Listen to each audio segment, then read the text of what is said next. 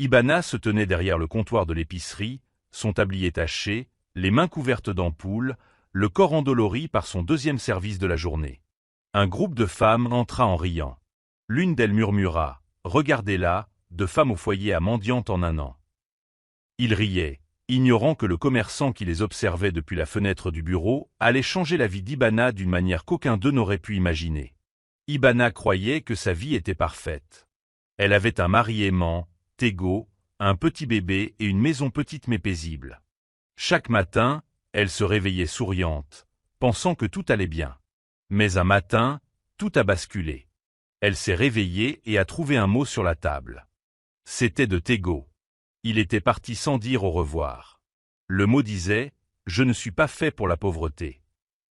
Je reviendrai quand j'aurai quelque chose à offrir. » Son cœur s'est brisé. Il n'a même pas pensé à leur bébé. Il s'éloigna simplement. Au début, elle attendit, espérant son retour. Les jours devinrent des semaines, puis des mois. Mais il n'est jamais revenu. Le loyer était dû et leur bébé était toujours malade. Ibana n'avait personne pour l'aider, pas d'argent, pas de soutien familial, rien. Les gens ont commencé à chuchoter à son sujet, certains disant que c'était sa faute si Tego était parti. Mais elle est restée forte pour son enfant. N'ayant pas d'autre choix, elle s'est levée un jour et a enfilé une vieille paire de chaussures. Elle arpenta la ville et trouva 2 emplois. Elle nettoyait les bureaux tôt le matin, quand les rues étaient encore sombres. Le soir, elle travaillait comme caissière derrière un comptoir, souriant malgré sa douleur. Ses pieds lui faisaient mal, son dos lui faisait mal, et parfois elle pleurait dans la salle de bain, à l'abri des regards. Mais chaque soir, en tenant son bébé dans ses bras, elle ressentait une certaine paix. Elle travaillait plus dur que jamais, non pas par désir de prouver quoi que ce soit, mais parce qu'elle n'avait pas le choix. Les gens riaient dans son dos. Ils l'insultaient, disaient qu'elle était tombée bas. Mais Ibana ne s'arrêtait pas.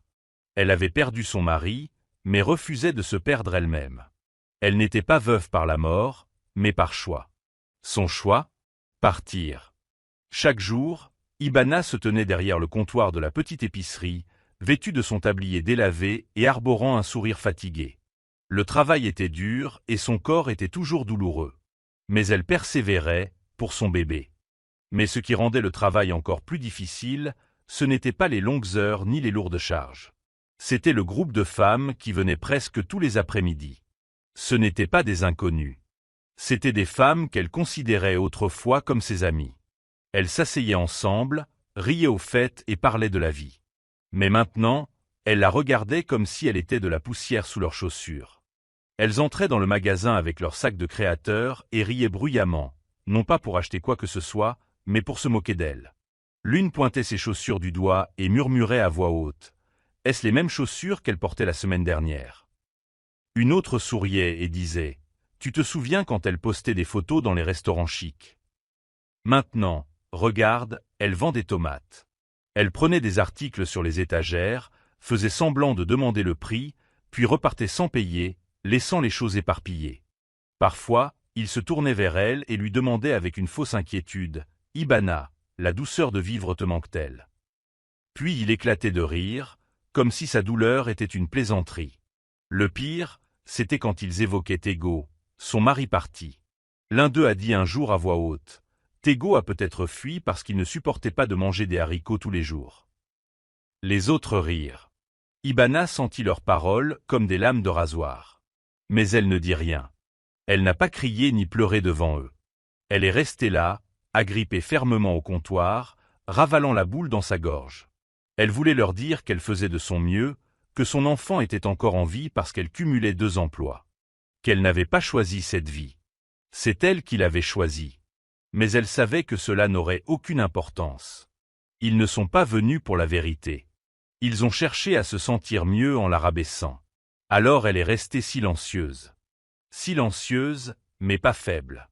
Car même si son cœur lui faisait mal, même si ses yeux se remplissaient de larmes dès qu'il sortait, Ibana ne les laissait jamais la voir s'effondrer.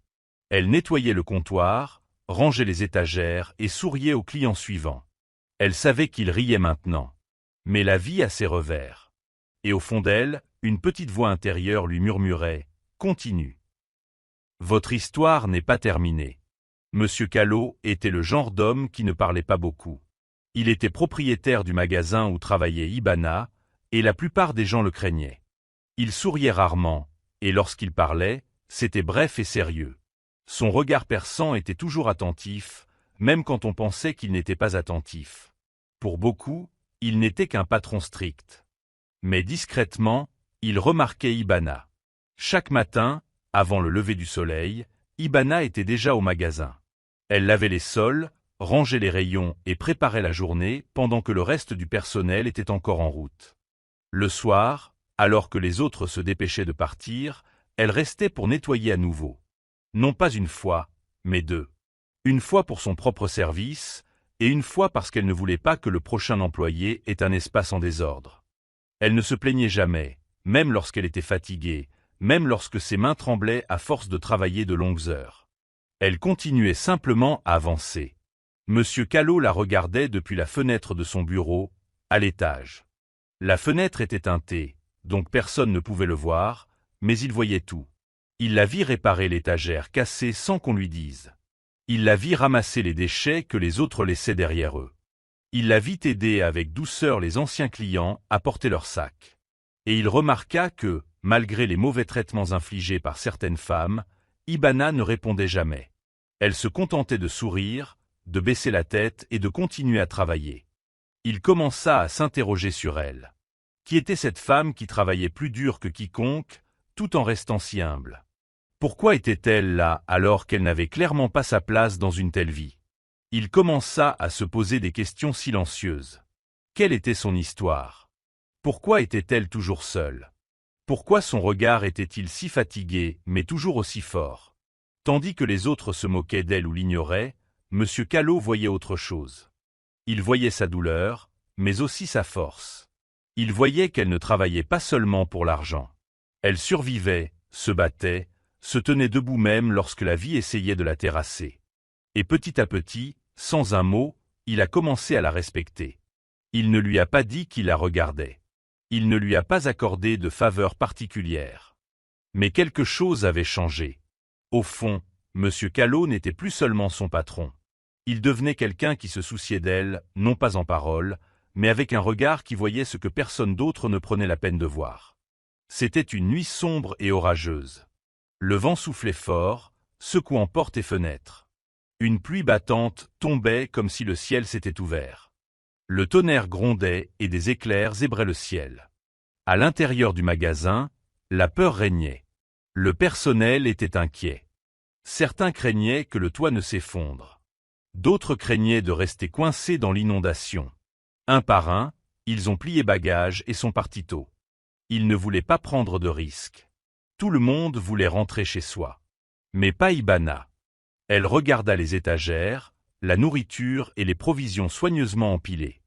Elle songea à tout ce qui avait été mis dans le magasin et à tout ce qui pourrait être perdu si l'eau détruisait tout. Elle ne se voyait pas comme une simple employée. Elle se sentait responsable. Alors elle est restée. Le toit a commencé à fuir à différents endroits. Elle trouva rapidement des seaux vides et les plaça sous les gouttières. Puis d'autres fuites commencèrent. Elle courut partout, cherchant d'autres seaux, des pots, tout ce qui pouvait servir à récupérer l'eau. Ses cheveux étaient mouillés. Ses vêtements étaient trempés. L'air froid la faisait frissonner. Mais elle ne s'arrêta pas. Toute la nuit, elle travailla, éloignant les cartons des zones humides, essuyant le sol pour éviter que personne ne glisse. Elle ne s'assit même pas. Elle était complètement seule. Du moins, c'est ce qu'elle pensait. À l'étage, dans un petit appartement au-dessus du magasin, Monsieur Callot observait tout. Ses lumières étaient éteintes et la fenêtre lui offrait une vue dégagée sur le magasin en contrebas. Lui aussi était resté là toute la nuit. Il lut la peur dans ses yeux, mais aussi le courage. Il avait vu qu'elle ne partait pas, même si elle avait toutes les raisons de le faire. La plupart des gens seraient rentrés chez eux en courant. Mais pas Ibana. Elle est restée pour le magasin. Elle est restée pour son travail. Elle est restée parce que quelque chose en elle ne la laissait pas abandonner, même dans les moments difficiles. Monsieur Callot ne dit pas un mot. Il observait simplement la scène en silence, le visage sérieux. Mais son cœur était profondément ému. Il avait vu des ouvriers aller et venir. Il avait vu des paresseux, des insouciants. Mais là, c'était différent. Ibana était différent. Cette nuit-là, quelque chose avait changé en lui. Elle ignorait que quiconque voyait ses efforts. Elle ignorait que ses actions avaient un impact. Tout ce qu'elle savait, c'est qu'il pleuvait et qu'elle avait une tâche à accomplir. Elle n'avait pas besoin d'applaudissements. Elle n'avait pas besoin d'éloges. Mais elle était loin de se douter que cette nuit pluvieuse allait être le début de quelque chose de grand, quelque chose qu'elle n'aurait jamais imaginé. Une semaine après la nuit orageuse, Ibana est revenue travailler comme d'habitude. Elle avait l'air fatiguée, mais elle avait conservé cette même force tranquille. Elle avait travaillé dur chaque jour depuis la tempête, sans jamais manquer un service. Ce jour-là, son responsable lui a remis une enveloppe blanche à son nom. C'était le jour de la paie, alors elle sourit légèrement, pensant que c'était son salaire. Cet argent représentait tout pour elle, la nourriture pour son enfant, le loyer de la petite chambre où il logeait, peut-être même un peu de médicaments s'il lui restait quelque chose. L'espoir au cœur, elle ouvrit rapidement l'enveloppe, s'attendant à y trouver de l'argent liquide ou une fiche de paie. Mais il n'y avait pas d'argent à l'intérieur. À la place, il n'y avait qu'un simple morceau de papier. Son sourire s'estompa en voyant les grosses lettres noires qui y étaient inscrites. Le message était court, mais il fit battre son cœur plus vite. Présentez-vous au bureau demain. Vous avez été réaffecté. Au début, la peur l'envahit.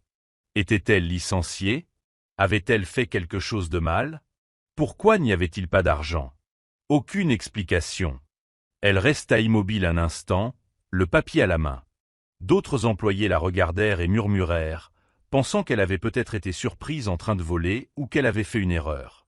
Mais Ibana ne répondit pas. Elle plia la lettre en silence et la glissa dans sa poche. Cette nuit-là, elle n'arrivait pas à dormir. Son bébé dormait déjà à côté d'elle. Mais Ibana restait éveillée, les yeux fixés au plafond. Que signifiait cette lettre? Allait-elle tout perdre? Le lendemain matin, vêtue de ses vêtements les plus propres, elle se rendit au bureau d'un pas nerveux. Le cœur lourd, elle ne savait pas à quoi s'attendre. Tandis qu'elle traversait le magasin, les vendeuses la regardèrent à nouveau, certaines même avec un sourire narquois. L'une d'elles murmura, « On dirait qu'elle a enfin été renvoyée. » Mais Ibana ne s'arrêta pas. Elle arriva au bureau et frappa doucement à la porte. À l'intérieur, M. Callot était assis derrière son bureau, l'air calme et sérieux comme toujours. Il lui demanda de s'asseoir. Puis, sans un long discours, il lui dit quelque chose qui la fit trembler de stupeur. Il dit, « Tu as été promu. » Ibana ne comprit pas au début. Promo? À quoi? Elle n'était que femme de ménage et caissière. Mais il lui expliqua tout lentement. Son nouveau rôle n'était plus derrière le comptoir. C'était quelque chose de bien plus grand, de bien meilleur. Et à cet instant, la peur qu'elle avait portée toute la semaine commença à s'estomper. Elle ne connaissait pas encore tous les détails, mais quelque chose le lui disait. Ce n'était que le début d'un nouveau chapitre. Le lendemain matin, quelque chose d'incroyable se produisit. Monsieur Callot convoqua tous les employés du magasin. Même les femmes du marché, toujours venues se moquer d'Ibana, étaient là, faisant semblant de faire leurs courses. Tout le monde était perplexe. Que se passait-il?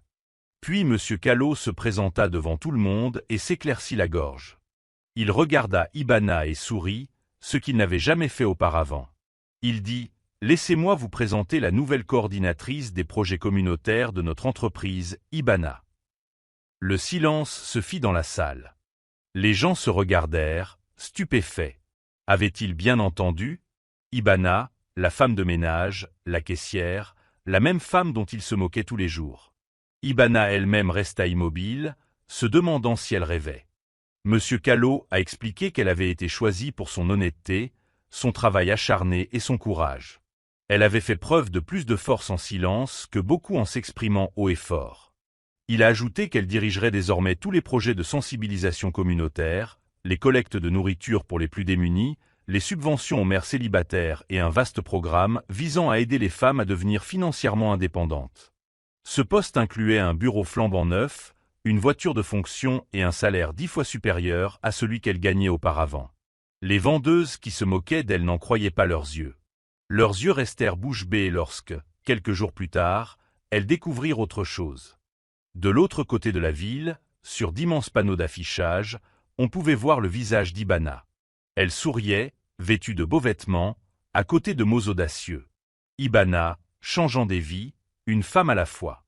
Désormais, lorsque les gens traversaient le marché, ils pointaient du doigt ses affiches et lui parlaient avec respect. Les mêmes femmes qui se moquaient autrefois d'elle évitaient désormais son regard ou essayaient de la saluer poliment. Mais Ibana ne répondait ni par fierté ni par vengeance. Elle les dépassait simplement en silence, la tête haute. Partie de rien, elle avait travaillé avec une douleur sourde, et maintenant, sans supplier ni crier, la ville avait porté plus haut que quiconque ne l'aurait jamais imaginé. Son histoire était sur toutes les lèvres, et son ascension inspirait les femmes de toute la ville. Ibana n'était plus seulement une travailleuse. Elle était devenue le symbole de la force, de l'espoir et des secondes chances. 3 mois passèrent. La vie d'Ibana avait complètement changé. Elle portait désormais de beaux vêtements, conduisait une voiture et avait un bureau à son nom. Ceux qui se moquaient d'elle autrefois voulaient désormais être ses amis. Son histoire était partout, à la télévision, à la radio et sur les réseaux sociaux. Les femmes de toute la ville l'admiraient. Elle disait, « Si Ibana a réussi à s'élever, nous aussi. » Elle était devenue la voix des mères célibataires, des travailleuses, des femmes oubliées. Puis, un matin, en entrant dans son bureau, elle aperçut un homme debout près du portail. Il semblait faible, maigre et fatigué. Ses vêtements étaient sales et ses chaussures trouées. À mesure qu'elle s'approchait, son cœur battait la chamade. C'était Tego, son mari, qu'il avait quitté des mois plus tôt, la laissant avec un bébé et le cœur brisé. Tego Parut choqué en la voyant. Il avait vu son histoire à la télévision. Il avait vu son visage sur les panneaux publicitaires et n'arrivait pas à croire que cette femme rayonnante était celle qu'il avait laissée derrière lui en larmes. Il se tenait là, sans rien, sans argent, sans travail, sans fierté. « Ibana, murmura-t-il, j'ai fait une erreur. S'il vous plaît, reprenez-moi. Redevenons une famille. » Les gens autour s'arrêtèrent et regardèrent. Ibana ne pleurait pas. Elle ne criait pas. Elle le regardait simplement, calmement et avec force. Puis elle s'est tournée vers l'agent de sécurité et lui a dit clairement « Veuillez escorter cet homme dehors. Je ne le reconnais plus. » Tout le monde est resté silencieux. Les yeux de Tego s'écarquillèrent. Il ne s'attendait pas à ça. Mais Ibana avait changé. Elle n'était plus la femme qui mendiait ou attendait. Elle avait reconstruit sa vie seule. Elle avait affronté les tempêtes, la faim et les insultes, et avait survécu. Et maintenant, elle choisissait la paix plutôt que la douleur. Tandis que les gardes emmenaient Tego, Ibana entra dans son bureau, les épaules hautes, un sourire éclatant et le cœur libéré. Son passé avait tenté de ressurgir, mais elle avait déjà fait un pas vers l'avenir. Le magasin où Ibana travaillait autrefois comme femme de ménage et caissière était désormais différent. Il ne sentait plus le savon. Il sentait l'espoir. Les sols qu'elle lavait autrefois étaient désormais couverts de chaises et de bloc-notes. Chaque week-end, les femmes se réunissaient, non pas pour bavarder ou rire, mais pour apprendre. Et devant elle se tenait Ibana, forte, confiante et souriante. Elle n'était plus la femme fatiguée cachant ses larmes derrière un comptoir. Elle était désormais l'enseignante, la mentor, l'inspiration. Elle a commencé à animer des ateliers dans le magasin. Au début, des leçons simples. Comment créer une petite entreprise, économiser de l'argent, parler avec assurance. Puis, d'autres formations sont venues. Pâtisserie, couture, agriculture et même marketing numérique. Elle a invité des experts, partagé sa propre histoire et surtout, redonné espoir à ceux qui avaient perdu le leur. Les femmes qui autrefois la croisaient le sourire aux lèvres s'asseyaient désormais devant elle, cahier et stylo à la main, avides d'apprendre. Elle ne lui demandait plus si la douceur de vivre lui manquait. Elle lui demandait plutôt comment elle avait développé sa force. Il ne l'insultait plus. Il l'appelait Madame, Madame Patronne et Sœur Ibana. Et chaque fois qu'elle les regardait, elle n'éprouvait ni colère ni vengeance. Elle sentait un but. Elle savait qu'avant, s'ils riaient, c'était parce qu'ils avaient peur, peur de tomber comme elle. Mais maintenant, ils voyaient que tomber n'était pas la fin. C'était un début, si l'on se relève. Le magasin qui avait autrefois retenu ses larmes résonnait désormais d'applaudissements et de rires. Les enfants jouaient dehors tandis que leur mère écoutait à l'intérieur. Les marchandes qui se moquaient d'elle étaient désormais ses plus ferventes supportrices, encourageant les autres à aller apprendre d'Ibana. Elle est authentique. Et le meilleur dans tout ça, c'est qu'elle n'a jamais méprisé personne. Elle accueillait tout le monde, les femmes de ménage, les veuves, les chômeurs et les personnes effrayées. Elle a fait du magasin aussi son foyer. Le magasin est devenu sa scène, non pas pour le drame, mais pour la transformation. Et chaque fois qu'elle prenait le micro, elle ne se contentait pas d'enseigner, elle guérissait. Pour son anniversaire, Ibana ne s'attendait à rien de spécial. Elle avait prévu de passer la journée à organiser un petit événement d'autonomisation des femmes, comme toujours. Les chaises étaient pleines, la salle résonnait de rire et les femmes étaient impatientes d'apprendre. Ibana souriait, passant d'une table à l'autre, encourageant tout le monde. C'était une nouvelle journée pleine de sens pour elle. Mais vers la fin de l'événement, un événement inattendu se produisit. Monsieur Callot, l'homme qui l'avait regardé grandir en silence, monta sur scène. Il tenait une petite boîte à la main et demanda à chacun un instant de répit. La salle se tut. On pensait qu'il allait juste faire un discours, peut-être dire quelques mots gentils. Mais ce qu'il fit ensuite choqua tout le monde. Il regarda Ibana et dit « Aujourd'hui, ce n'est pas seulement ton anniversaire. C'est le jour où nous célébrons ta force, ta loyauté et ton cœur. Tu n'as jamais abandonné, même quand la vie a essayé de te briser. » Puis il ouvrit la boîte et en sortit une clé brillante. La foule aleta. Ibana resta figé, incomprensibile. Cette clé, poursuivit Callot, appartient à un petit immeuble du centre-ville. Entièrement payé, entièrement enregistré et entièrement à vous. C'est mon cadeau pour vous. Non pas parce que tu travaillais pour moi, mais parce que tu m'as inspiré. Tu nous as tous inspirés. La salle fut plongée dans un silence total.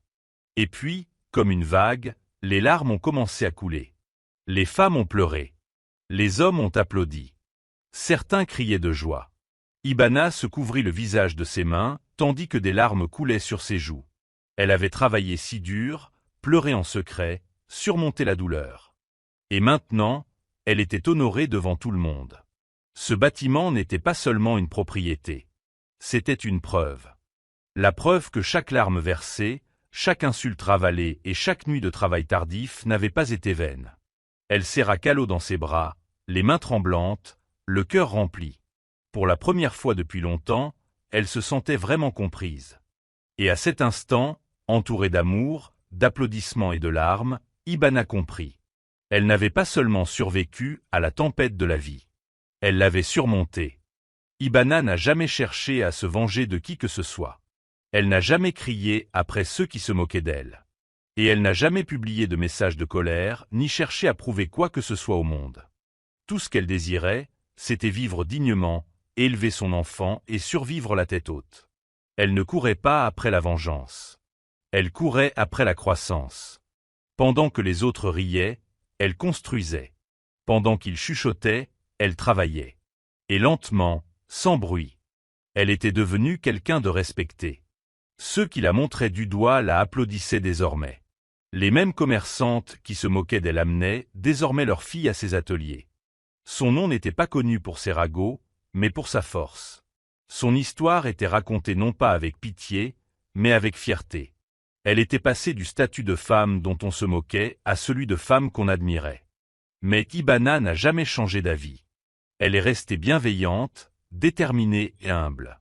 Elle a donné à sa communauté, aidé d'autres mères en difficulté et poursuivi son travail sans chercher à être félicitée. Son parcours est devenu plus que le sien. Il est devenu une leçon pour tous ceux qui le regardaient. Une leçon qui a rappelé à chacun de ne jamais se moquer de quelqu'un qui traverse une période difficile. Parce que celui qui balaie aujourd'hui pourrait bien être celui qui vous offrira une opportunité demain. Celui que vous méprisez pourrait bien être celui que vous admirerez un jour. Ibana ne s'est pas soulevée sous l'effet de la colère. Elle s'est relevée avec grâce. Et finalement, le monde n'a eu d'autre choix que de se lever et d'applaudir celle qui refusait de se laisser abattre. Si l'histoire d'Ibana vous a touché, ne vous contentez pas de la lire. Partagez ceci maintenant et rappelez-le à quelqu'un. Ne méprisez jamais une personne qui s'élève.